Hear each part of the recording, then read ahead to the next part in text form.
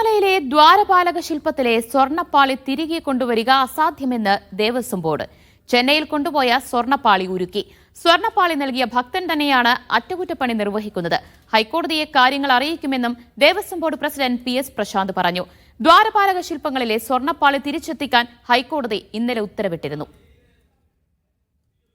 അതുകൊണ്ടാണല്ലോ ഇന്നിപ്പോൾ ഞങ്ങൾ അത് ഇമ്പോസിബിൾ ആയിട്ടുള്ളൊരു കാര്യമാണ്. അത് അങ്ങനെ തന്നെ ബഹുമാനപ്പെട്ട കോടതിയെ ഞങ്ങൾ റിവ്യൂ പെറ്റീഷനായി കൊടുക്കുകയാണ്.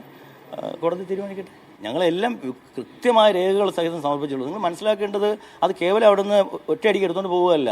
കൃത്യമായ നടപടിക്രമങ്ങൾ മാനുവൽ പ്രകാരം എന്താണോ പറയുന്നത്, മാനുവൽ പ്രകാരം ഇതിൻ്റെ ഉത്തരവാദിത്വ അധികാരി ആരാ? തിരുവാഭരണ കമ്മീഷണർ.